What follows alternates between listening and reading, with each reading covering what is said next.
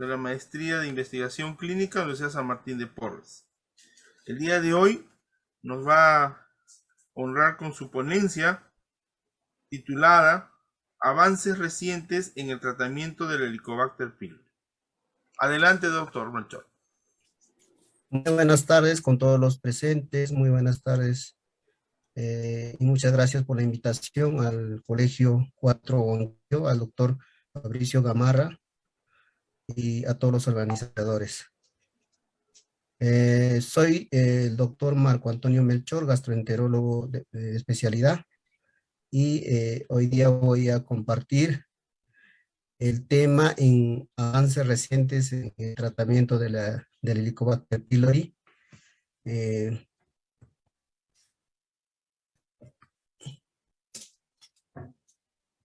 Para lo cual siempre es bueno recordar, ¿no? Cuándo fue descubierto, un poco de historia del Helicobacter pylori. La bacteria inicialmente fue llamada Campylobacter pyloridis, después Campylobacter pylori, y en 1989, después de la secuenciación de su ADN,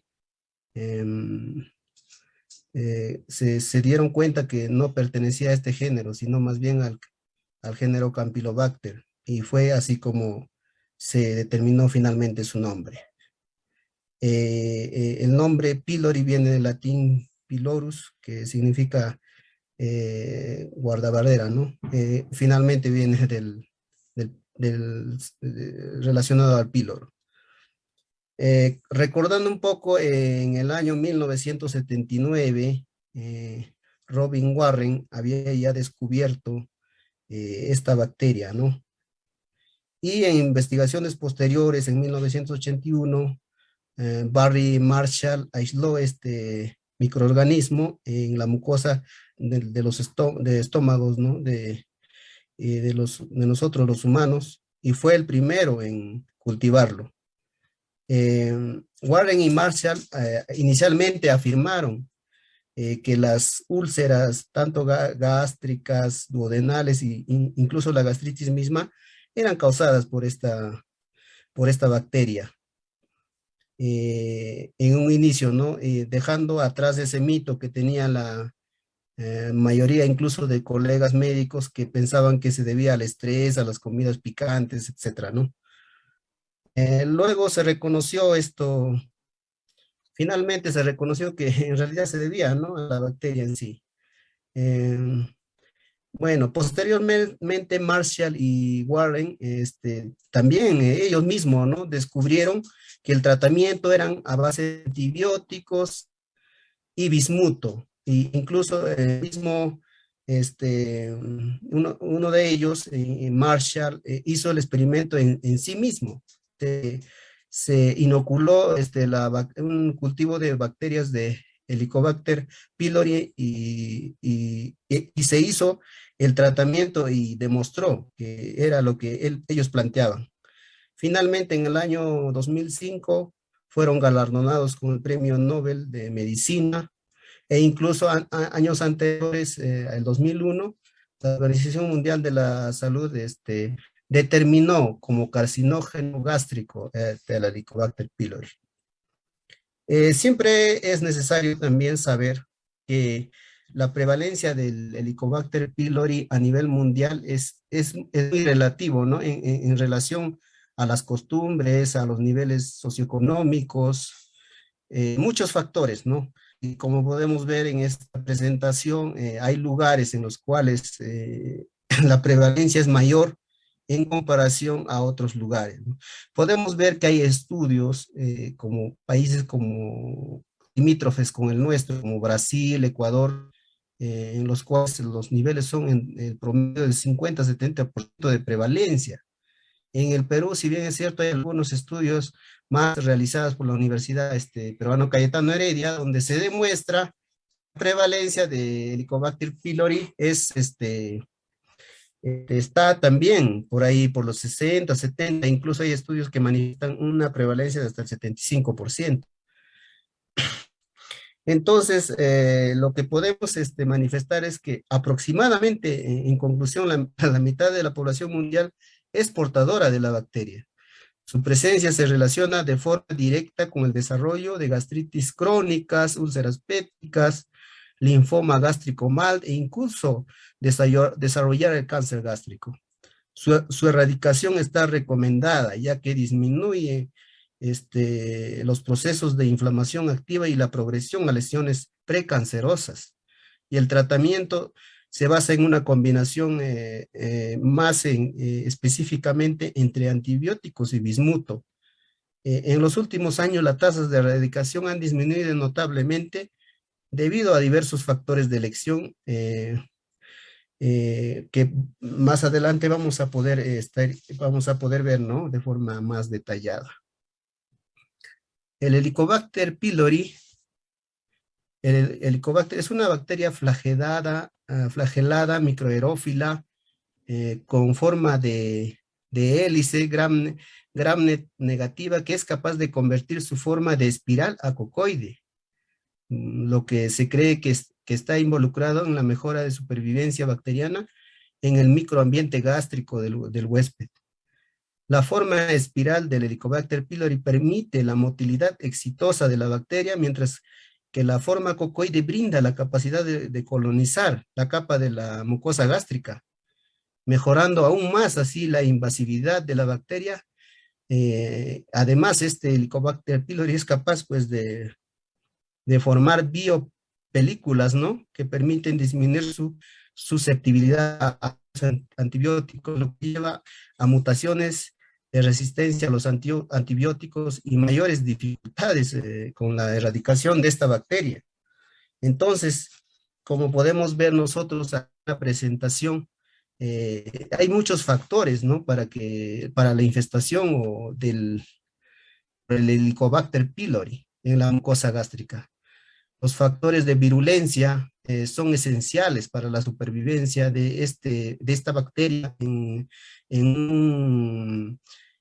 un ambiente muy adverso como es el pH gástrico, ¿no? La ureasa es uno de los factores de virulencia más esenciales involucrados en el metabolismo bacteriano y la colonización dentro de la mucosa gástrica. Esta proteína expresada por esta bacteria puede encontrarse tanto en el compartimiento citoplasmático bacteriano como en la superficie de la bacteria. Por lo tanto, se pueden distinguir dos tipos de ureasa en función de su localización interna y externa. Bueno, la ureasa externa se produce principalmente durante la lisis celular y funciona de forma más adecuada al pH entre 5 a 8.5, mientras que la ureasa interna muestra su actividad a pH entre 2.5 a 6.5. La reacción enzimática de la ureasa se basa en la hidrólisis de la urea en amoníaco y carbamato, que luego esta ureasa descompone en otra molécula de amoníaco y ácido carbónico que finalmente induce al aumento del pH gástrico, que ayuda así la supervivencia del Helicobacter pylori en un ambiente tan adverso. Y otra de los factores de virulencia, como los flagelos, son también esenciales para su supervivencia en este ambiente adverso, que es la mucosa gástrica, ¿no? A ese pH, a esos niveles de pH que incluso se pensaba que no podía, o sea, no podía ser posible la supervivencia de algún microorganismo. El flagelo constituye un factor crucial que permite esta motilidad bacteriana y las propiedades de quimiotaxis que son esenciales, ¿no? Para la supervivencia de esta bacteria. Desde el punto de vista fisiológico, poseen un haz de dos, cada Helicobacter pylori puede poseer, ¿no? Dependiendo, algunos 2, incluso hasta 6 flagelos unipolares envainados. Cada uno de los flagelos mide aproximadamente 3 micrómetros de largo y las vainas circundantes permiten la protección contra el microambiente ácido en el ambiente gástrico, ¿no? Entonces, como podemos ver, estos factores de virulencia la infección misma que es fecal oral o oral de esta bacteria nos ayuda a ver que es muy difícil poder determinar, ¿no? La erradicación del Helicobacter pylori busca mejorar la inflamación de la mucosa gástrica, promover la cicatrización de úlceras y reducir la incidencia del cáncer gástrico. Bueno, en cuanto a esto, los tratamientos estándar actuales para la erradicación del Helicobacter pylori, incluida la terapia triple basada en vonoprazán, un tratamiento ya más reciente del último quinquenio, y la terapia cuádruple sin bismuto tiene algunas limitaciones, ¿no? A pesar de que proporcionan un efecto de erradicación suficiente. El problema principal relacionado con el tratamiento de erradicación del Helicobacter pylori es la creciente prevalencia de cepas resistentes a los antimicrobianos. El uso indiscriminado de antibióticos con fines médicos es también el uso extendido en muchos países sin ninguna medida, un consumo tan amplio conducen a la resistencia de varias especies de bacterias, incluida el Helicobacter pylori. La resistencia antimicrobiana del Helicobacter pylori ha alcanzado niveles asombrosos en todo el mundo. Afectan considerablemente la eficacia del tratamiento. Regímenes de tratamiento, las terapias cuádruples, como les mencionaba, la más típica que usamos acá los gastroenterólogos en el Perú, la terapia cuádruple basada en bismuto, IBP, 2 antibióticos por 10 a 14 días, la terapia triple basada en vonoprazán, como les decía, más usada ya en países más desarrollados en el último quinquenio, que buscan esta erradicación. Otro punto esencial con respecto al tratamiento del Helicobacter pylori es ver la reinfección o reinfestación por esta bacteria a nivel mundial. Se ha visto un estudio de metaanálisis realizado allá en China, donde se engloban muchos otros estudios, en el cual la tasa de reinfección es variable, ¿no? Y podemos ver que hay países en los cuales es muy alta, como podemos ver en Estados Unidos un 8%, en Bolivia un 12%, en Brasil 1,8%, haciéndonos ver que es muy relativo. En realidad, los estudios en Latinoamérica, solo hay algunos estudios realizados por Brasil, y en nuestro país falta un poco más investigar en este punto. Incluso la Organización Mundial de la Salud recientemente ha publicado, ¿no?, una lista priorizada de patógenos resistentes a los antibióticos. Se catalogan 12 familias, ¿no?, y las dividen en crítica, alta y media. Esta clasificación, donde el Helicobacter pylori está ubicada en los de la especie de alta resistencia, y ubicada en la misma clase que el Enterococcus faecaceum y la vancomicina misma, que es resistente a la vancomicina, y el Staphylococcus aureus meticilino resistente. Bueno, en cuanto a la resistencia también, la tasa de resistencia a los antibióticos, como la claritromicina, podemos evidenciar acá, en esa misma estudio de metaanálisis, evidencia que hay alta resistencia a la claritromicina. En China, hay estudios en China, como podemos ver en la presentación, con una alta resistencia de hasta 23%, en Japón 43%, altísima resistencia, y así en Estados Unidos un 29,1%. Entonces, hay estudios así que reportan que hay mucha resistencia a la claritromicina. El antibiótico de tratamiento contra el Helicobacter pylori que mayor resistencia a nivel mundial en promedio podemos evidenciar es la claritromicina. En cuanto a la amoxicilina, también tiene una tasa de resistencia, podemos ver que es un poco menor. Hay estudios como en Japón, que se realizó el 2003 al 2004 en 1.381 pacientes, que un 21% de resistencia, y así hay lugares que no hay, las tasas son menores, como podemos ver en Asia, es mayor la resistencia, así como amoxicilina, claritromicina, y también la tasa de resistencia de las tetraciclinas, con unas tasas, podemos ver, por ejemplo, en China, un 4,9%, y los más altos reportados en Corea, de hasta un 32,4% de resistencia a la tetraciclina por esta bacteria, ¿no? Y lo mismo lo que es en la resistencia, estudio de resistencia a metronidazol. En Japón hay un estudio que se realizó del 2011 al 15 en 37 pacientes en una población pequeña, en el cual se pueden evidenciar una resistencia a metronidazol del 51,5%, que es muy alto. Bueno, podemos ver esto, ¿no? Que las cepas del Helicobacter pylori resistentes al metronidazol y a las fluoroquinolonas se usan comúnmente en tratamientos de erradicación del Helicobacter pylori. Hay mucha tasa de resistencia, en un promedio de 20 a 15% en la claritromicina a nivel mundial, incluso se reporta de 20 a 40%, dependiendo de la región, como les había mencionado anteriormente.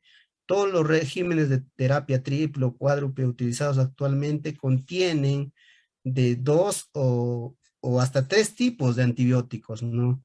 Los regímenes actualmente recomendados de terapia triple basada, bueno, en vonoprazan, que es como una ya tratamiento más reciente, tienen buenas respuestas. Bueno, las pruebas de susceptibilidad a los antimicrobianos son el método más efectivo para optimizar y reducir el uso de antibióticos de estos regímenes de tratamiento de erradicación del Helicobacter pylori, como se hace comúnmente para otras infecciones. Sin embargo, no es muy recomendable porque tendríamos que estar sometiendo al procedimiento endoscópico con mucha frecuencia a los pacientes. Y en nuestra realidad, la realidad peruana, no se hace eso, ese tipo de estudio con mucha frecuencia.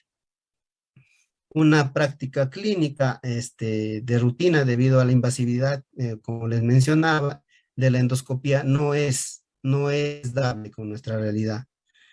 Otro problema potencialmente que se debe, ¿no?, al uso indiscriminado de estos antibióticos es la disbiosis de la microbiota intestinal inducida por los tratamientos por esta bacteria, ¿no? La microbiota intestinal desempeña también un papel importante en la salud debido a su contribución al mecanismo en la modulación inmunitaria y la defensa de nosotros, ¿no?, del hueso. El tratamiento de erradicación del Helicobacter pylori implica el uso de múltiples antibióticos y agentes supresores de ácido gástrico como son las IBP. Desafortunadamente, tanto los antibióticos como las IBP pueden tener un impacto significativo en la microbiota intestinal. Bueno, acá en esta presentación podemos ver también con respecto a la resistencia bacteriana, que la resistencia, por ejemplo, a la claritromicina. La resistencia a la claritromicina, como les mencionaba, la tasa de resistencia a nivel mundial es muy alta. Como todos sabemos, la claritromicina pertenece al grupo de los macrólidos. Su acción antibacteriana se basa en su interacción con la peptidiltransferasa del dominio 5 de la molécula de ARN ribosomal 23, que pueden inhibir la síntesis de las proteínas bacterianas. Las mutaciones puntuales en el dominio 5 de la ARN ribosomal 23S pueden restringir la afinidad entre la claritromicina y la peptidiltransferasa, lo que lleva a la inhibición de la interacción entre la claritromicina y el ARN ribosomal 23, lo que contribuye, ¿no?, a la resistencia finalmente a la claritromicina. Entonces, esto es muy importante, ¿no? Incluso el tratamiento a nivel mundial, por muchos consensos que lo vamos a ver más adelante, tiene que ver y plantear el tratamiento, la resistencia desmesurada hacia este antibiótico por la bacteria Helicobacter pylori. Bueno, las mutaciones se pueden ver a nivel del gen A2143G y así, ¿no? La bioquímica de la resistencia hacia la claritromicina es muy compleja y amplia incluso de entender, y hay incluso puntos que todavía no están claros en esto de la resistencia hacia la claritromicina, ¿no? Bueno, también estuvieron implicadas en la resistencia primaria y secundaria a la claritromicina toda una gama de mutaciones a nivel de, por ejemplo, A2115G, etcétera, el A2141A, etcétera, etcétera. Además, que es muy importante, ¿no? Mencionarlo. Con respecto a lo que es la amoxicilina, también la amoxicilina. Todos sabemos que la amoxicilina es un antibiótico beta-lactámico que interactúa estrechamente con las proteínas de unión a la penicilina, ¿no? La PBP, e inhibe la síntesis de la pared celular, lo que provoca la disolución de la bacteria. Eso es, ¿no? Hasta la fecha se ha informado que la expresión de múltiples PBP en la bacteria Helicobacter pylori, el mecanismo más común que conduce a un nivel moderado o bajo de resistencia a la amoxicilina, fue la aparición de mutaciones puntuales a nivel del gen PBP1A, PBP2, PBP3, incluso las demás también, a nivel, también las mutaciones se han observado en la HFC, la HOPC, también, y etcétera. También se relaciona con la resistencia, ¿no? Hacia la amoxicilina. La producción de beta-lactamasa en el Helicobacter pylori se asocia con un alto nivel de resistencia hacia la amoxicilina. Además, los factores que afectan esto, la burbuja de protones y la disminución de la permeabilidad de la membrana a la amoxicilina pueden ser también mecanismos novedosos, ¿no? De alto nivel de resistencia hacia la amoxicilina. Bueno, como estamos viendo esto de la resistencia, la resistencia es un punto muy importante, ¿no? En el tratamiento de lo que es contra el Helicobacter pylori. Un desafío clínico de investigación actual es el aumento, ¿no? De la tasa de resistencia a los antibióticos, que ha llevado a una disminución de la tasa de erradicación. La prevalencia del Helicobacter pylori se ha mantenido alta en algunas áreas a pesar de la tendencia decreciente de prevalencia del Helicobacter pylori observada a lo largo del tiempo. Además, la tasa de reinfección por Helicobacter pylori ha variado en diferentes países debido a las condiciones socioeconómicas e higiénicas. La monoresistencia del Helicobacter pylori a claritromicina o metronidazol o levofloxacino es muy común, como hemos estado viendo en las presentaciones anteriores.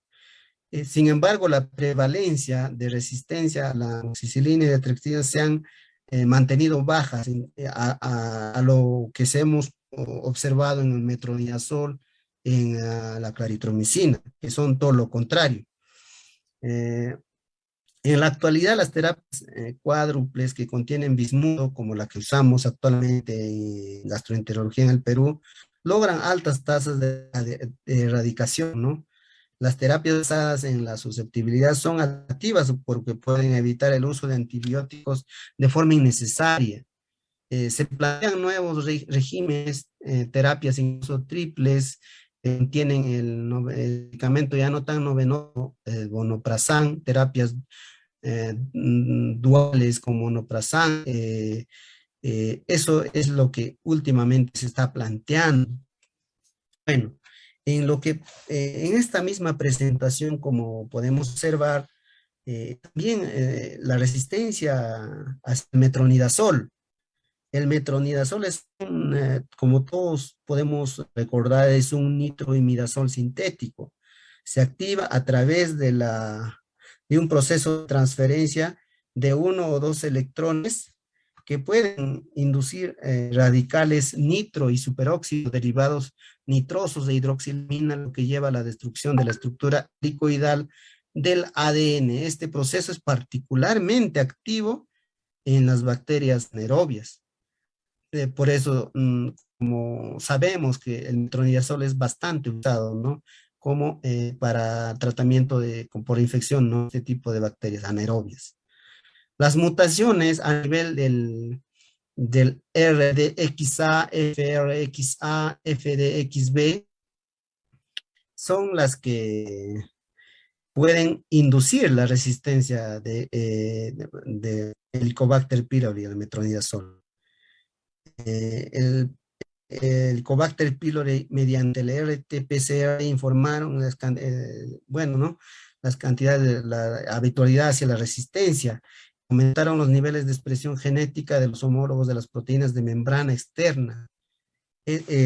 Con respecto a la resistencia hacia el metronidazol y lo que es de la levofloxacina o levofloxacino. Las mutaciones a nivel del todo, como recordando, ¿no? Todos sabemos, obviamente, que el levofloxacino es una fluorquinolona que ejerce efectos antibacterianos a través de su interacción con la ADN girasa. Las mutaciones puntuales en las regiones determinadas de la resistencia a las quinolonas del GIR-A, GIR-B, pueden restringir este proceso, ¿no? Lo que contribuye a la resistencia a las fluorquinolonas de bajo y alto nivel, como podemos ver en este caso en el Helicobacter pylori. Y respecto de las tetraciclinas, también las mutaciones. Bueno, recordando la tetraciclina, un antibiótico macrólido que restringe el enlace del codón y el anticodón al nivel de la subunidad 30S de los ribosomas, lo que da como resultado la inhibición de la síntesis de proteínas. La resistencia a la tetraciclina fue causada principalmente, ¿no? Por las mutaciones puntuales en la que estábamos mencionando, 16RNA. El número de mutaciones AGA 926, 928 estuvo estrechamente relacionado con el nivel de resistencia a la tetraciclina. Las mutaciones de los pares de bases simples y dobles midieron solo resistencia de bajo nivel a tetraciclina, mientras que las mutaciones de triple par de bases 16RNA que también están relacionados a la resistencia hacia la tetraciclina, ¿no? Entonces, finalmente, otra resistencia del tratamiento típico que siempre usamos, ¿no? También la resistencia a la rifabutina y a la furazolidona, medicamentos también de segunda línea usados en el tratamiento contra el Helicobacter pylori. La rifabutina ejerce efectos bactericidas a través de su combinación con la ARN polimerasa dependiente de ADN y la inhibición del proceso de transcripción, una mutación puntual del RPOB, subunidades beta codificantes de la ARN polimerasa. Se asoció con la resistencia a la rifabutina, la furazolidona, un antibiótico nitrofurano que interfiere con la actividad de la oxidorreductasa bacteriana, bloqueando también el metabolismo bacteriano. Las mutaciones de los genes PORD o ORD del Helicobacter pylori se asociaron con la resistencia a este antibiótico. Alteraciones a nivel de la membrana, la OMP, la Outside Membrane Protein, permeabilidad de la membrana a nivel de lo que es del Helicobacter pylori, desarrolla también, ¿no? Esta resistencia. Relacionada también esta membrana del Helicobacter pylori con la resistencia a la claritromicina. Entonces, como podemos ver, hemos estado viendo, hay mucha resistencia actualmente al tratamiento antibiótico, y esto incluso tiene muchas implicancias ya sea en la microbiota intestinal, ya sea para el tratamiento de otras patologías que el paciente pudiera tener en el futuro. Esto es muy lamentable, ¿no? Pero sin embargo, tenemos también el tratamiento de primera línea, la triple terapia con inhibidores de bomba de protones, amoxicilina y claritromicina, por un periodo de 10 a 14 días.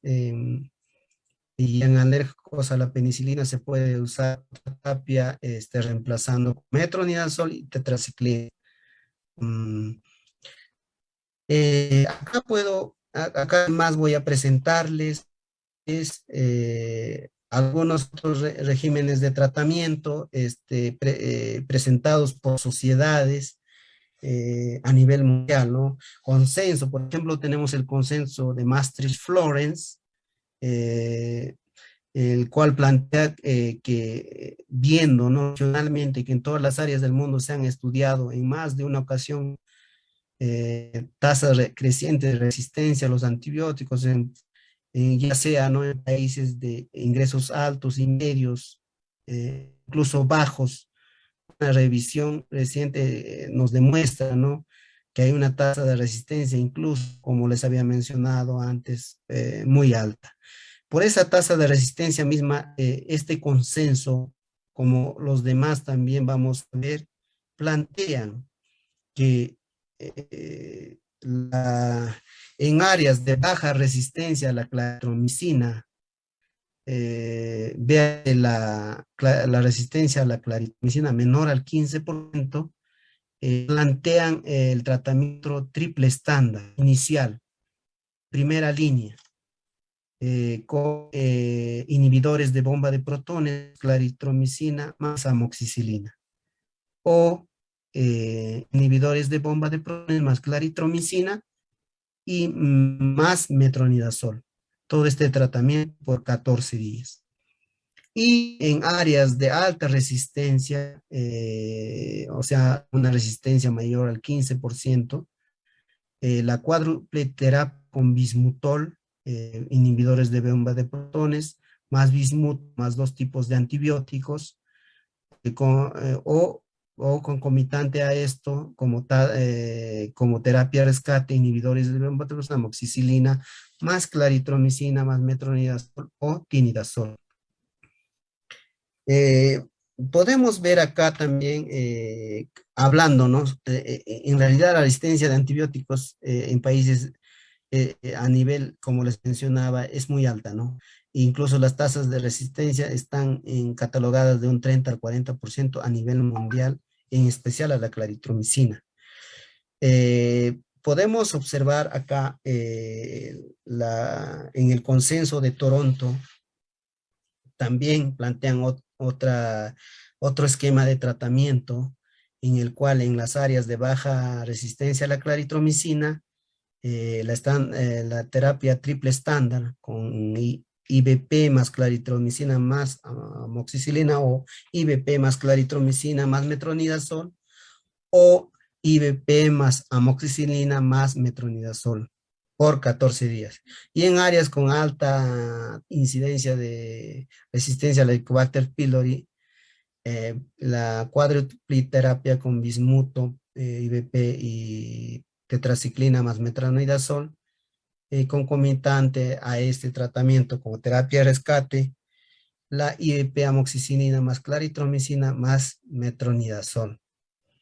Incluso este consenso plantea que el tratamiento óptimo de la infección por el Helicobacter pylori requiere una cuidadosa atención en la resistencia local a los antibióticos. Y también tenemos lo que es la Academia Americana de Gastroenterología, tiene también una guía en el cual nos plantean este esquema de tratamiento. Esta información se puede incluso aprovechar para decir, ¿no?, lo que estamos viendo, las opciones de tratamiento para un paciente de forma individual. La terapia triple, incluso ya discutiendo estos puntos, levofloxacino sigue siendo una opción de tratamiento de rescate. Hay terapia con levofloxacino como terapia de rescate. Esta guía concuerda en general, así como con la de Toronto recientemente publicada para el tratamiento de la infección por Helicobacter pylori en adultos que tienen un enfoque más limitado y se restringía solo a las opciones, ¿no?, de tratamiento. Ambas guías intentan restringir el uso de terapia triple con claritromicina y fortalecer el papel de terapia cuádruple con bismuto y terapia concomitantes, ¿no? Porque tienen mayores tasas de erradicación. Las terapias cuádruples con bismuto son los que han presentado a nivel mundial, como se lo voy a presentar en una diapositiva más adelante, que han tenido mayores tasas de erradicación. Con respecto a la guía china, la quinta conferencia del Consenso Nacional sobre el Manejo de la Infección por Helicobacter pylori, organizada por la Asociación Médica China, de la Sociedad China de Gastroenterología, concluyó que el tratamiento con el uso cuádruple de terapia o cuadriterapia, ¿no?, o cuádruple terapia con bismutol, dos tipos de antibióticos y IBP, es la que mejor resultados nos ha dado, es la que mejor ha erradicado el antibiótico. Entonces es la que recomienda la Sociedad China de Gastroenterología. Con respecto a lo que es la guía coreana y así también la japonesa, podemos evidenciar ahí las terapias que ellos plantean. En la coreana nos plantea la estándar triple terapia, IBP, claritromicina, amoxicilina, la terapia secuencial, como podemos ver, en el cual inician con IBP más amoxicilina, dan 5 días de seguimiento y luego se continúa con IBP más claritromicina más metronidazol por 5 días y o concomitantemente el tratamiento alternativo, terapia con amoxicilina, claritromicina, metronidazol, IBP. La guía coreana es un poco diferente. Las tasas de erradicación también no superan el 80%, pero sin embargo, las tasas de erradicación del 80% son las tasas iniciales de erradicación que se ha planteado incluso a los inicios. Estamos hablando de las décadas de los 90, y estas tasas de erradicación eran aceptables. Sin embargo, eso ha ido disminuyendo con todo esto de la resistencia hacia los antibióticos.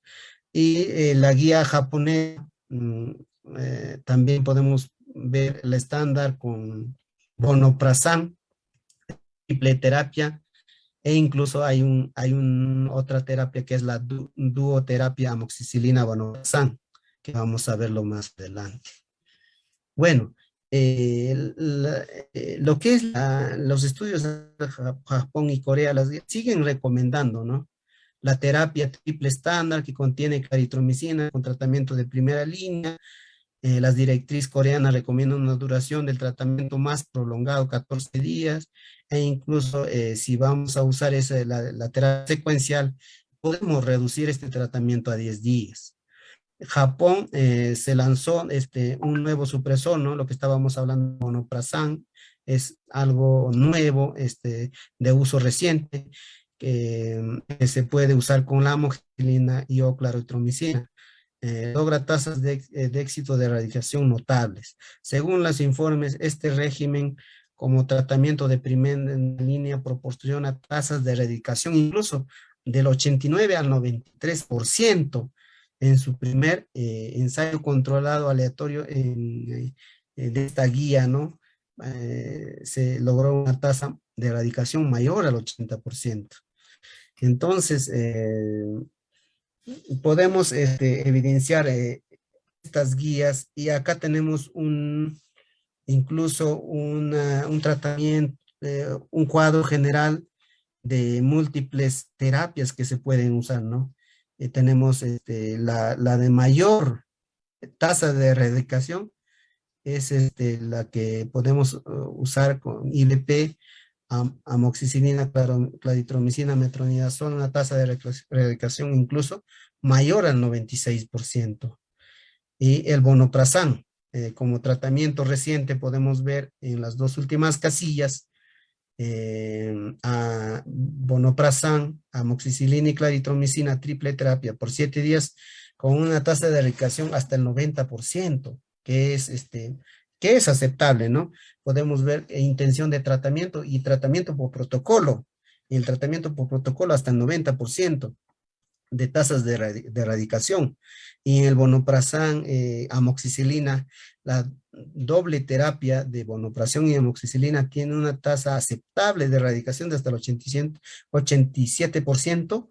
Y acá incluso nosotros con el tratamiento vonoprazán, amoxicilina, estamos evitando caer en la resistencia hacia los antibióticos, como claritromicina, levofloxacino, etcétera. Es un tratamiento novedoso que trata de evitar la resistencia antimicrobiana, ¿no? Con respecto a cuál es el régimen ideal para el futuro, ¿no? ¿Qué buscamos en el futuro? Se deben desarrollar nuevos regímenes de tratamiento ideales para la infección por Helicobacter pylori para superar los problemas de resistencia antimicrobiana del Helicobacter pylori y el impacto en la microbiota intestinal para evitar el aumento de la resistencia antimicrobiana y disminuir el efecto, ¿no? Como les iba diciendo, esto es importante porque se ha visto que cuando nosotros usamos cualquier antibiótico, ya sea incluso, ¿no? Por tiempos de pandemia, acitromicina, eso, levofloxacino, hemos hecho daño a la microbiota intestinal, lo cual se han visto reflejados con problemas de dispepsia, distensión abdominal, diarreas. Es lamentable el sobreuso y el uso en exceso de antibióticos. En ese sentido, la terapia dual, como les iba mencionando, IBP con amoxicilina puede ser el régimen ideal para el futuro. Una terapia dual que consiste con IBP y amoxicilina, se informó que por primera vez, como les mencionaba en las décadas del 90, tenían una alta tasa de erradicación. De la misma forma se está planteando el uso del vonoprazán más amoxicilina a altas dosis como tratamiento de primera línea, evitándose así las resistencias, evitándose así estas altas tasas de resistencia antimicrobiana. Entonces, el vonoprazán. Bueno, el vonoprazán es, con respecto del vonoprazán, podemos decir un nuevo bloqueador del ácido que compite con el receptor, con el potasio, ¿no? No requiere activación por ácido, inhibe lo que es la bomba de protones, el potasio ATPasa de manera reversible y además es potásica competitiva. La vonoprazán tiene una basicidad fuerte y reside en el sitio de producción de ácido de las células parietales gástricas durante mucho tiempo, lo que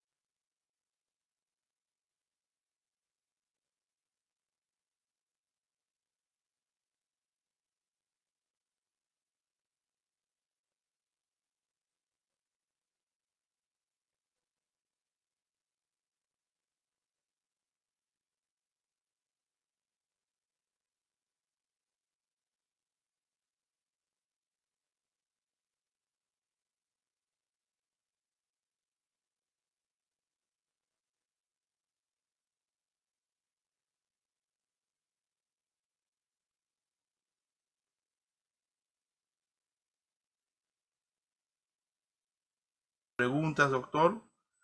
Preguntan si hay éxito en la adherencia al tratamiento en la terapia triple o cuádruple frente al Helicobacter pylori, dado que genera poca tolerancia. Sí, doctor, respecto a lo que es la adherencia, eso es uno de los factores que se ha ido viendo con el pasar de los tiempos, que hay poca adherencia por esta misma de efectos secundarios de dispepsia. Respecto a lo que es la adherencia, eso es la claritromicina. Por eso, en la Sociedad de Gastroenterología incluso ya se ha implementado el tratamiento con la terapia con amoxicilina, levofloxacino, IVP y bismuto en el Perú. Sin embargo, se ha visto el incremento de la resistencia hacia los antibióticos. Por eso se está planteando ya en un futuro manejar el vonoprazán con amoxicilina, que es una buena alternativa y se evitan estas tasas de resistencia, doctor. Preguntan en el Perú entonces, ¿cuál sería el mejor esquema de tratamiento actual? El mejor esquema que manejamos en estos momentos en el Perú, doctor, son la cuádruple terapia, así como la ha manifestado la Sociedad Española. También a veces nos guiamos con la Sociedad Española de Gastroenterología, la cuádruple terapia IVP, bismuto, amoxicilina y la claritromicina, a pesar de sus efectos secundarios, y como terapia de rescate en casos de resistencia, la cuádruple terapia de amoxicilina, claritromicina, no, perdón, se cambia la claritromicina por levofloxacino. Finalmente preguntan sobre la resistencia a los antibióticos con bacterias súper resistentes de la próxima pandemia. ¿A qué antibióticos se referirán, doctor? Pero, sin embargo, el uso excesivo de la levofloxacina o levofloxacino en nuestro país, por ejemplo, se ha hecho mal uso del levofloxacino y también se usa como terapia de rescate contra el Helicobacter pylori. El levofloxacino lleva a altas tasas de resistencia bacteriana, doctor, porque el levofloxacino es un antibiótico de amplio espectro, es una fluorquinolona de amplio espectro. Muy bien, doctor Melchor, en nombre de la Sociedad Peruana de Farmacología y el Consejo Regional 4 Huancayo, agradecemos por su impecable exposición sobre su tema. Muchas gracias a ustedes, doctor. Muchas gracias. Muy bien. Coloca la diapositiva, ingeniero. A continuación, vamos a presentar al magíster Luis Lenz Sardón. El profesor Luis Lenz Sardón es posgraduado en Ciencias Farmacéuticas de la Universidad Federal de Pernambuco, Brasil. Forma parte del staff del Instituto de Investigación de la Facultad de Medicina, del Centro de Investigación de Medicina Andina Tradicional y de Altura. Adelante, profesor Lenz. El día de hoy nos va a exponer la farmacocinética aplicada, estudios de bioequivalencia. Muchas gracias, doctor, por la presentación. Buenas tardes a todos. El tema que vamos a tratar hoy es farmacocinética aplicada y básicamente en los estudios de bioequivalencia. Y vamos a también dar unas reflexiones sobre lo que se está haciendo en el Perú en la relación a los genéricos, a la nueva norma de genéricos y la aplicación de estudios de bioequivalencia. Entonces comenzamos. Niño se hace la pregunta, ¿cómo llegar a esta cosa de aquí abajo hasta mi dolor de garganta? Interesante, y la explicación es justamente la farmacocinética que voy a explicar.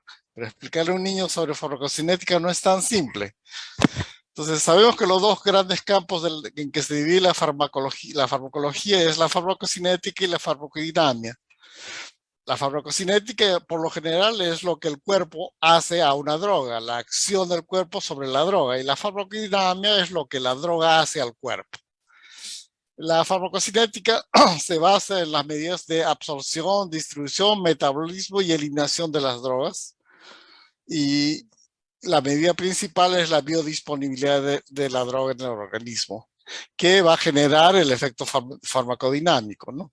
Entonces, en la farmacodinámica se miden los efectos deseados en forma de eficacia y efectos adversos en forma de toxicidad y buscando la seguridad del producto, ¿no?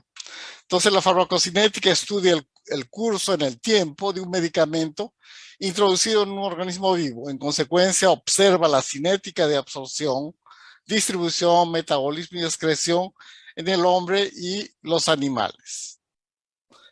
La farmacocinética está directa o indirectamente asociado con casi todas las actividades de la industria farmacéutica. Porque la investigación básica de los medicamentos, de las moléculas promisorias en investigación, surge con análisis farmacocinético, ¿no? Sea in vitro o sea en vivo. Luego, lógicamente, son los estudios son los procesos de patentes. Si la molécula promisoria muestra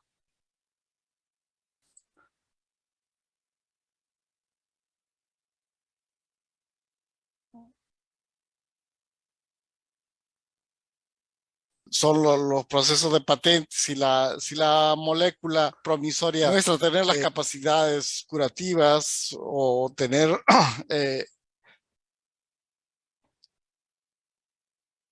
ahora sí, tener capacidades de efecto farmacodinámico, se patenta el producto y se desarrollan formulaciones farmacéuticas. Posteriormente se determina la dosis eficaz del medicamento, se evalúa la toxicidad y se evalúa la seguridad del mismo. Las recomendaciones de dosificación para grupos de edad y subpoblaciones, problemas renales, problemas hepáticos, raciales, altitud, etc. Efecto de los alimentos y la dosificación también es estudiado y medido. Necesidades de marketing y promoción. Y posteriormente a esto surgen los genéricos y los cambios en la fabricación, ¿no? Aquí también me cabe destacar este acápite de necesidades de marketing y promoción. La industria farmacéutica hasta los años 80 se hizo un gran estudio de la producción de medicamentos a nivel mundial, organizado por la Organización Mundial de Farmacia, que está en Suiza, y ellos encontraron en el análisis de que el porcentaje de error en la producción era bastante alto. En esa época surgía la producción de chips que tenían un porcentaje de error de 0.1%, 1 por 1000, y de repente cuando se hace el análisis en la industria farmacéutica se encuentran valores superiores a 10% de error. A partir de esa época, la industria farmacéutica inició un proceso de calidad, de mejorar la calidad y instaurar sistemas de calidad en la producción farmacéutica, y uno de ellos es el de Quality by Design. Quality by Design busca integrar todo el proceso del proceso farmacéutico, de la producción farmacéutica, desde la investigación hasta el producto en venta en farmacia, de tal manera que no sea diferente el producto en investigación al producto en venta, cosa que generalmente ocurre porque la inversión en la etapa de investigación es extremadamente alta. Entonces, y de repente un producto que consiguió una patente de 20 años y gastó 10 años en la etapa de investigación, solo tiene 10 años para recuperar el enorme gasto que hizo para conseguir este nuevo medicamento. Entonces, generalmente las áreas de marketing y las áreas financieras de la gran industria farmacéutica buscaban la manera de equilibrar ese excesivo gasto y el tiempo de patente que les permitía vender el producto antes de que surjan los genéricos. Y eso hacía de que de alguna manera se descuiden algunos procesos y algunos elementos que habían sido utilizados en la investigación del medicamento y que no son utilizados en el medicamento de venta final. Pero bueno, esos son otros temas, pero es bueno saberlo porque tiene mucho que ver con esto de genéricos y bioequivalencia. Algunos conceptos necesarios para entender qué es la biodisponibilidad, cuál es la definición, parámetros farmacocinéticos, bioequivalencia, definición, excepciones de requisitos en estudios en vivo, sistema de clasificación biofarmacéutica. Lo veremos adelante. Entonces, ¿qué es la biodisponibilidad? Es la cantidad y velocidad con la que un principio activo contenido en una forma farmacéutica alcanza la circulación sistémica. Principio fundamental del éxito de una terapia farmacológica que busca que el fármaco pueda llegar al sitio de acción con una concentración efectiva y en el tiempo adecuado o deseado, ¿no? Cantidad y velocidad determinadas mediante una curva de concentración-tiempo, ¿no? La forma de graficar esto es una curva de concentración-tiempo. Aquí tenemos una para determinar la biodisponibilidad absoluta. Tenemos una abscisa de concentración y la otra de tiempo. Y tenemos dos tipos de absorción de medicamentos. Una, que es la intravenosa, que es de acá en líneas rojas, que simplemente la biodisponibilidad es absoluta, ¿no? Yo ingreso directamente a la corriente sanguínea con el fármaco. Y la diferencia es con la vía oral. Con la vía oral yo voy a tener un punto de absorción que va creciendo hasta llegar a una concentración máxima y luego comienza el proceso de eliminación. Entonces, la biodisponibilidad absoluta es cuando se realiza entre un medicamento en solución intravenosa y otro en forma oral. Entonces yo puedo determinar la biodisponibilidad absoluta del medicamento cuando lo son del mismo medicamento, ¿no? Por decir, atromicina vía intravenosa y atromicina oral. Y hago la medida y voy a encontrar la biodisponibilidad absoluta de la acitromicina, ¿no? O de cualquier otro medicamento. Pero básicamente que es para mostrar este cuadro de cómo se hace el cálculo de la biodisponibilidad absoluta, ¿no? Otro tipo de biodisponibilidad es la relativa, que es la comparación de un fármaco con otro. Ya los dos son por la misma vía, generalmente oral, y deben tener el mismo principio activo, pero pueden tener diferentes dosis y diferentes formas farmacéuticas, como en el gráfico, en donde se muestra una cápsula versus una tableta, ¿no?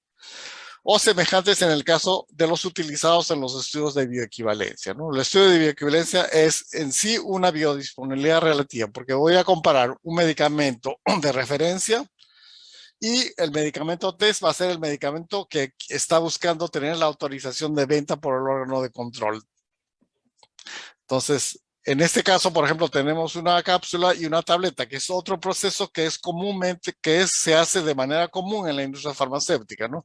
Siempre se busca una nueva forma, y para tener el permiso también de venta de esa nueva forma farmacéutica, la industria farmacéutica tiene que presentar un estudio de biodisponibilidad relativa entre la forma usual, que por decir es en cápsula, y la forma nueva que es en tableta, ¿no? Y en ello se hace un estudio de biodisponibilidad relativa semejante a un estudio de bioequivalencia, ¿no? Con seres vivos y se aplican diferentes dosis y se intenta ver si los dos tienen una cinética semejante. La bioequivalencia o biodisponibilidad relativa. La bioequivalencia es una forma de biodisponibilidad relativa donde se comparan dos fármacos, el medicamento de referencia versus el test, que es el genérico que está buscando tener la autorización por el órgano de control.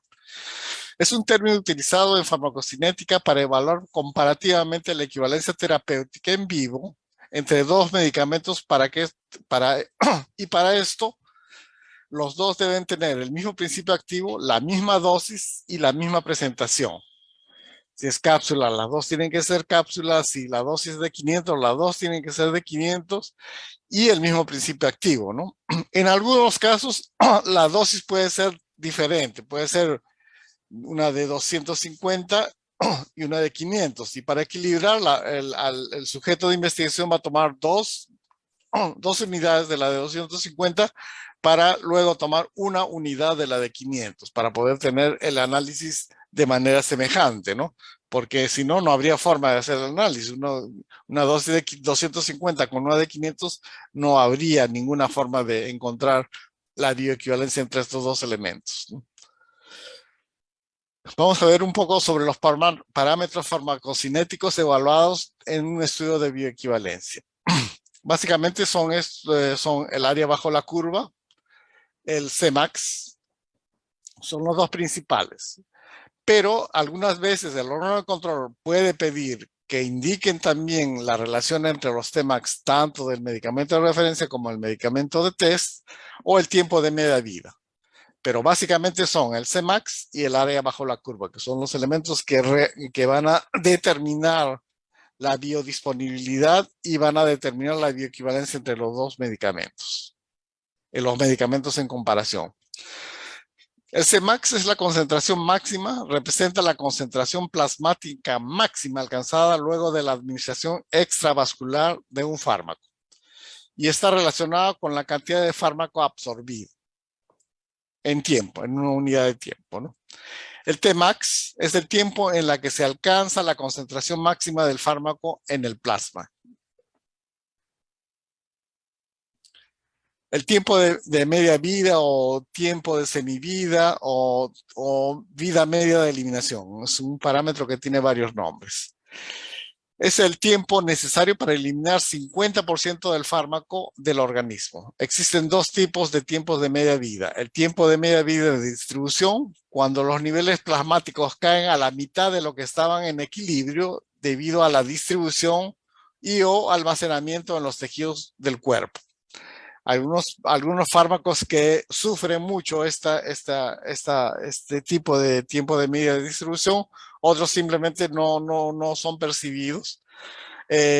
Los medicamentos que son lipofílicos generalmente sufren mucho una variedad en el tiempo medio de distribución porque son acumulados en los tejidos grasos y posteriormente son nuevamente reabsorbidos y entran nuevamente a corriente sanguínea, ¿no? Entonces vamos a tener picos de tiempos de media vida y picos de Cmax durante todo el proceso de absorción y eliminación del fármaco, ¿no? El tiempo de media vida de eliminación, cuando los niveles plasmáticos caen a la mitad de lo que estaban en equilibrio debido a que el fármaco se metaboliza y se elimina. Por lo general, el tiempo de media vida de eliminación se utiliza para determinar los horarios de dosificación, la dosis del medicamento. Toma este medicamento cada 3 veces al día, o 2 veces al día, o 4 veces al día. Eso va a ser, ese tiempo va a ser calculado a través del tiempo de media vida de eliminación. Y en los estudios de bioequivalencia se utiliza para determinar el tiempo de washout, que es el tiempo necesario para eliminar el 100% del medicamento para que en la siguiente fase el sujeto de investigación pueda tomar el otro medicamento, sin que existan rastros del medicamento que tomó en la primera fase. Una regla muy común del uso del tiempo de media vida es este que presento aquí. 5 veces el tiempo de media vida es el momento en que el medicamento se elimina completamente. Completamente no, se elimina más o menos al 97% del cuerpo.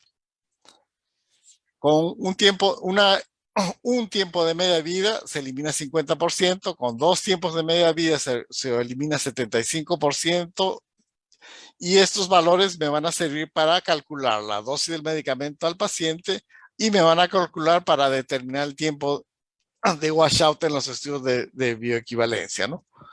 Entonces, para tener seguridad, si con 5 tiempos de media vida, yo elimino 97% del medicamento. Para garantizarme que haya la eliminación del 100%, utilizaré mínimo 7 tiempos de media vida, ¿no? Con eso tengo garantizado de que el 100% del medicamento ha sido eliminado del cuerpo. Y puedo comenzar una segunda fase y dar el otro medicamento sin que haya interferencia entre el medicamento tomado en una fase y tomado en la segunda fase. Otro de los elementos utilizados para medir y comparar la biodisponibilidad en un estudio de bioequivalencia es la área bajo la curva. Es un parámetro farmacocinético que indica la cantidad total de fármaco que alcanza la circulación sistémica por unidad de tiempo. Hay dos formas de medir el área bajo la curva, ¿no? Es el área bajo la curva de 0 a T, que es la cantidad de fármaco que ingresa al organismo hasta realizar la última colecta. Entonces yo hice colectas cada media hora, cada 20 minutos, cada 2 horas, y al final hice mi última colecta a 24 horas luego de haber sido luego que el paciente, el sujeto de investigación tomó el medicamento. 24 horas después de haber tomado el medicamento, se hace la última colecta. Entonces yo voy a hacer mi cálculo de área bajo la curva de 0 a 24. La otra forma de medir la área bajo la curva es de 0 a infinito. Es la cantidad de fármaco que ingresa en circulación sistémica hasta el infinito. ¿Y cómo se hace? Se hace bajo cálculo estadístico. Generalmente esto se hace con medicamentos que tienen un tiempo de media vida prolongado, que 24 horas es poco para poder llegar a un valor mínimo de concentración del medicamento en la sangre. Entonces se utiliza más puntos de colecta, por decir ya no 24, sino 96, y lo que resta se calcula, por eso se indica de 0 a infinito, la porción después del último punto de colecta. Por decir, el último punto de colecta lo hice en 96 horas, pero por el tiempo de media vida del medicamento yo sé que todavía tiene algo de medicamento en el organismo. Entonces ese valor adicional lo calculo por medio de un cálculo estadístico, ¿no? El área bajo la curva es determinado por el método trapezoidal. Entonces, y las unidades son concentración por tiempo, por miligramo, por litro, por hora. El parámetro farmacocinético útil en los estudios de bioequivalencia es el volumen de distribución. Es la concentración alcanzada en el plasma después de la administración oral o parenteral. Está directamente relacionada a la dosis y a la extensión de la distribución del fármaco en los tejidos. Se define como el volumen teórico necesario para que en todos los órganos o compartimentos del organismo se alcance una concentración semejante a la encontrada en el plasma sanguíneo. O sea, por eso, volumen de la distribución total del medicamento en todo el organismo. No solamente en el plasma, sino en todo el organismo. Con eso yo puedo prever de que el fármaco llega al sitio de acción. Ahora algunos elementos de bioequivalencia. ¿Qué es un estudio de bioequivalencia entonces? Es un ensayo clínico en el cual se compararán los parámetros farmacocinéticos de Cmax y área bajo la curva de un fármaco, determinando así la posible intercambiabilidad entre un medicamento genérico y el innovador o referencia. Este estudio es el requisito necesario para que un laboratorio farmacéutico reciba la licencia de venta de su genérico por parte de la autoridad reguladora, una vez que se compruebe la bioequivalencia. O sea, que la biodisponibilidad de los dos fármacos sea semejante, ¿no? Entonces, en el mundo y en el Perú también hay otra forma de solicitar la licencia de venta, el permiso de venta al órgano de control, solicitando la bioexcepción del estudio de bioequivalencia. Y para esto se utiliza el sistema de clasificación biofarmacéutica, ¿no? Que va a clasificar los fármacos de acuerdo a la permeabilidad y a la solubilidad. en 4 grupos o clases, ¿no? La clase 2 es un fármaco que tiene una baja solubilidad y una alta permeabilidad. Ejemplo de eso es el diclofenaco, el itraconazol y el verapamilo. Los fármacos de clase 1, de alta solubilidad y alta permeabilidad. Ejemplo, el diltiazem, el captopril, el metapropol. Los fármacos de la clase 4, que tienen una baja solubilidad y una baja permeabilidad. Entre ellos tenemos la ciclosporina, la terfenadina y la furosemida. Y la clase 3 son fármacos que tienen una alta solubilidad y una baja permeabilidad. Entre ellos está la hidroclorotiazida, la famotidina y el atenolol.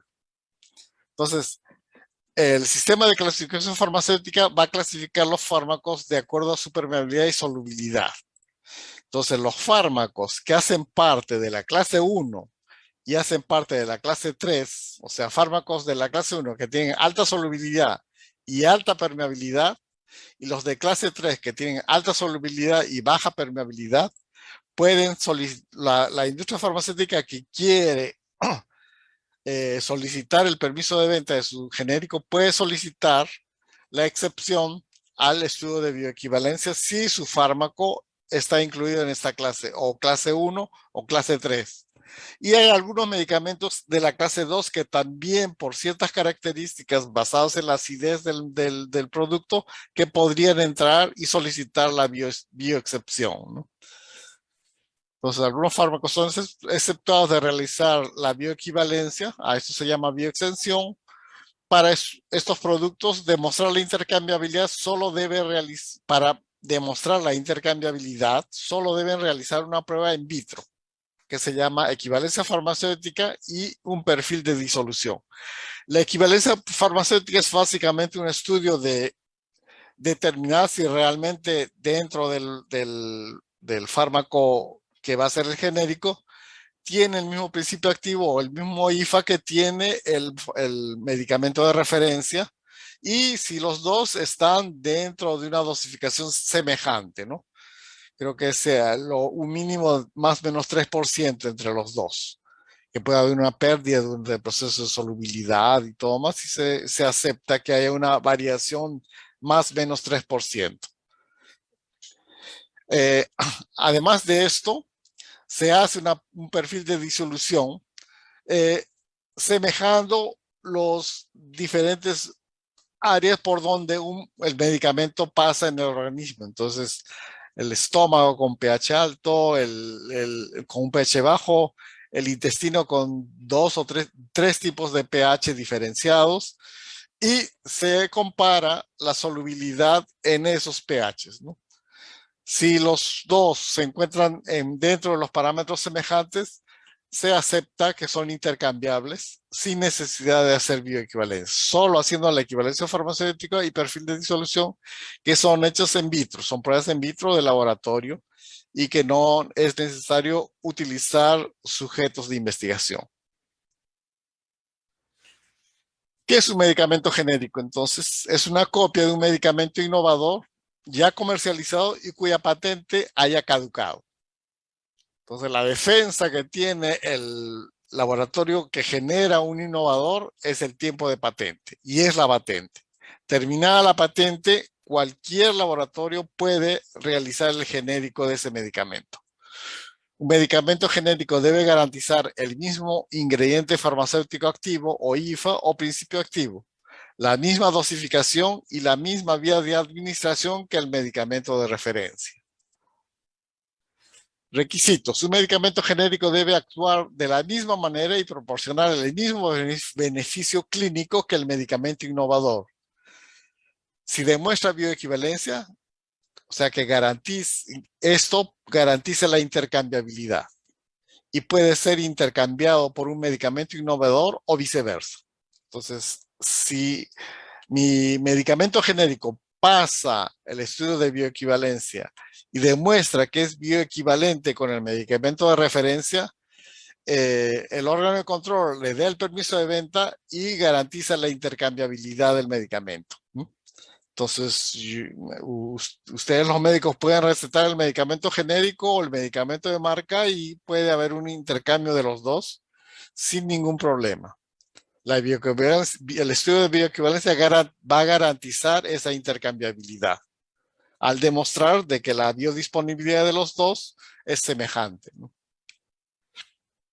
Aquí tenemos un ejemplo de genérico innovador. La gran diferencia que tienen que los innovadores tienen derecho a poner marca a su producto. Los genéricos no, salvo en el Perú que sí pueden ponerle marca. Por eso que aquí en el Perú hay la confusión de que uno va a la farmacia y pide un genérico y le dice no, solo tengo de marca. Pero no es una marca real, sino es una marca artificial que el productor de genérico le pone a su producto. En otros países eso es un crimen porque está rompiendo el derecho de patente. El derecho de patente le permite y le da el derecho también al innovador de poner marca. El único que puede poner marca a su producto es el innovador. ¿Cuál es el precio de los genéricos? Es una de las razones de la que surgieron los genéricos, ¿no?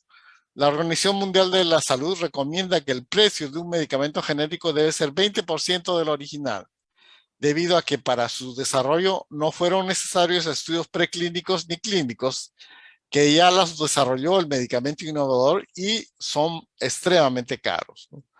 Si el productor de genéricos realiza un genérico, no puede cobrar un precio semejante a lo que cobra un innovador porque simplemente no tuvo los gastos que tuvo que tener el laboratorio que generó el innovador. Entonces, lo recomendable para la OMS es que sea 20%. Y en algunos casos, ese valor cae hasta 5%, pero lo recomendado es 20%. De acuerdo a las recomendaciones de la OMS y legislaciones, los nombres de los medicamentos genéricos deberían seguir la denominación común internacional. Y no podrían tener marca, simplemente la denominación común internacional. Como ya les dije, aquí en Perú no se cumple al 100% esta norma, esta recomendación, y encontramos muchos genéricos de marca, ¿no? Bueno, vamos a ver un poco de la historia de los estudios de bioequivalencia. El primer país que comenzó una política de bioequivalencia y de intercambiabilidad fue los Estados Unidos en 1984. Pero a diferencia de otros países, el por qué llegar a esto fue totalmente diferente en Estados Unidos que en otros países. Porque básicamente a través de la ley Hatch-Waxman, los Estados Unidos buscaba controlar la competencia desleal en precios de medicamentos y la piratería. Anterior a 1984, Estados Unidos era el país que tenía más industria farmacéutica que cualquier otro planeta del mundo. Y la ciudad que tenía mayor cantidad de industria farmacéutica era California. Y eran muy pequeñas industrias farmacéuticas que simplemente, como no había ley de genéricos, no había norma, el FDA todavía no tenía una norma ni nada de eso, muchos hacían y pirateaban el medicamento que era más vendido, el más popular, y lo pirateaban de manera directa y sin ningún compromiso ético ni legal, ¿no? Entonces, otro de los objetivos que tuvo esta ley Hatch-Waxman, justamente por esto, fue restaurar la validez de la patente. Entonces, si bien existía la patente y la patente era semejante a la que hoy día existe, con un promedio de 20 años de duración, nadie respetaba las patentes, ¿no? Entonces la piratería era la orden del día en Estados Unidos. Entonces, para ir frenando poco a poco, el FDA determinó una protección de patente por 5 años. 20 años era mucho, entonces, y la cantidad de piratas era demasiado, entonces poco a poco inició con un patente de 5 años. Los productos genéricos pueden ser comercializados con el nombre de la denominación común internacional o con un nuevo nombre de marca. Esto en 1984, la ley Hatch-Waxman era una ley un poco buena gente, no quería chocar directamente porque, como les digo, el número de piratas era muy grande. Entonces, es una ley que fue yendo poco a poco. Primero, dio una protección de 5 años a las patentes, que en verdad tenían 20, pero por lo menos que se llegó a un acuerdo de que se respetase por 5, y se abrió la mano en eso de que los genéricos que se hacían o las copias que se hacían podían tener tanto el nombre de la denominación común internacional o el fabricante le podía poner un nombre de marca, semejante a lo que ocurre en Perú. En el año 2000 comienzan sí los estudios de bioequivalencia para genéricos, ¿no? El FDA publica una guía para la industria que se llamó los Estudios de Biodisponibilidad y Bioequivalencia para Productos Farmacéuticos Administrados Oralmente. Esta guía se aplica para drogas en investigación, para solicitar el permiso de comercialización de nuevas drogas y para los genéricos. Entonces, a partir del año 2000, ya se pide y se exige, el FDA exige el estudio de bioequivalencia para todos los genéricos en Estados Unidos. O sea, dio un plazo de 6 años y después, a partir del año 2000, se tuvieron que poner en orden y comenzar a hacer estudios de bioequivalencia para todos los genéricos. Otro país que comenzó temprano fue Brasil en el año de 1999. Y a través de la Ley de Medicamentos Genéricos, la 9787. Y es parte de la Política Nacional de Medicamentos. ¿Cuáles eran los objetivos en Brasil? Estimular la competencia y variedad de oferta en el mercado, mejorar la calidad de los medicamentos, reducir los precios y facilitar el acceso de la población a los tratamientos, y la receta médica debe indicarse con la denominación común internacional o denominación común brasilera.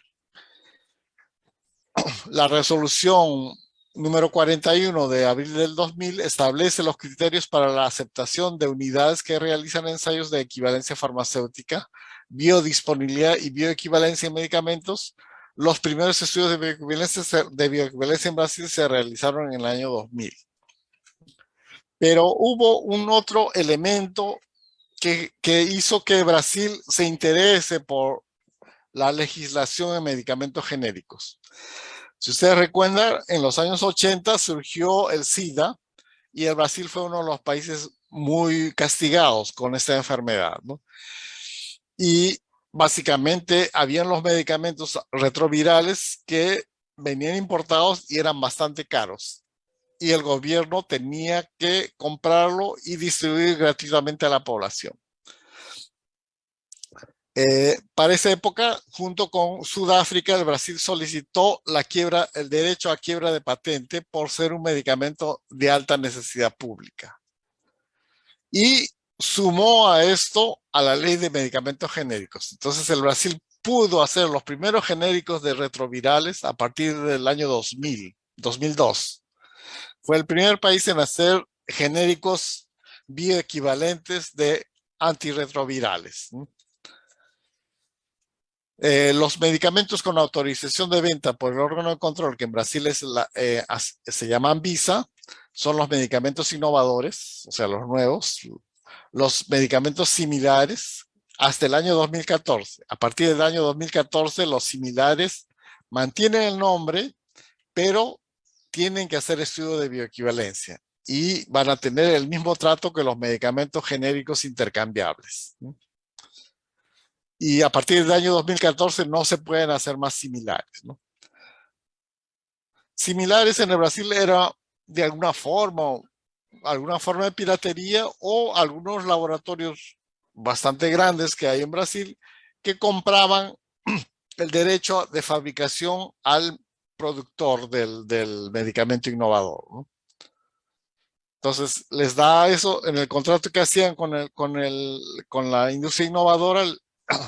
Hacían uno de los acápites de contrato, hacía con que la industria brasileña le pudiese poner nombre a este medicamento.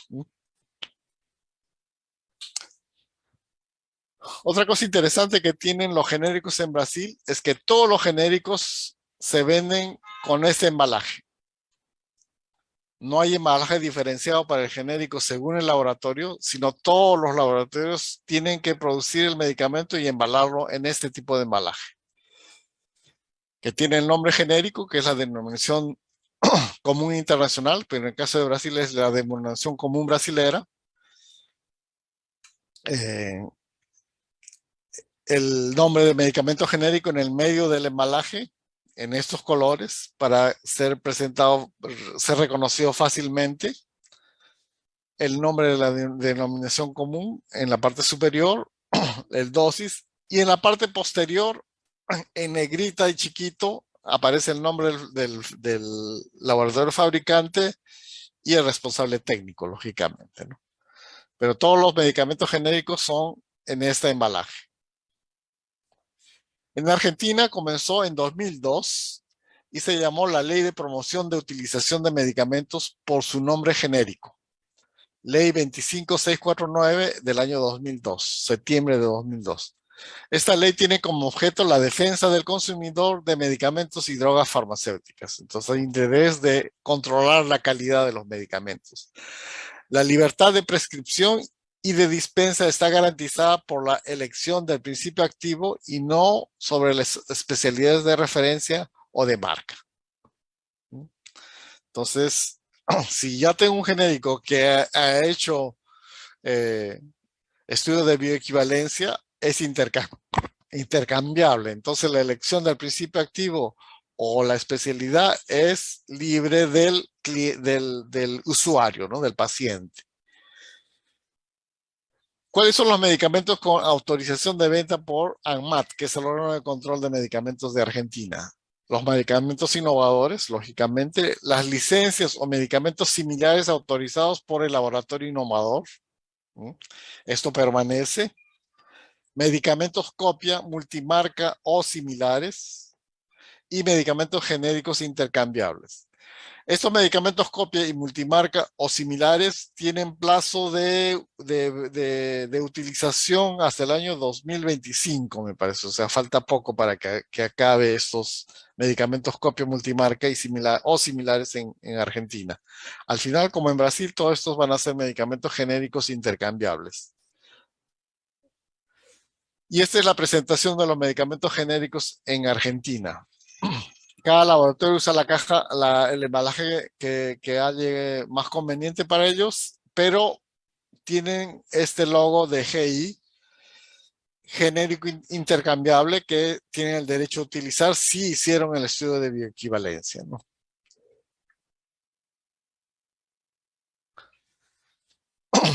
La OMS y la Unión Europea también tienen una directiva para estudios de bioequivalencia y medicamentos genéricos que surgió en el año 2004, que es la directiva 2004-27. A diferencia de otros países, tanto la Unión Europea y la OMS genera un plus. Cuando vence la patente del medicamento original, el productor del original tiene que suministrar toda la información de su producto, incluidos los excipientes. No solo el principio activo ni la dosificación del principio activo, sino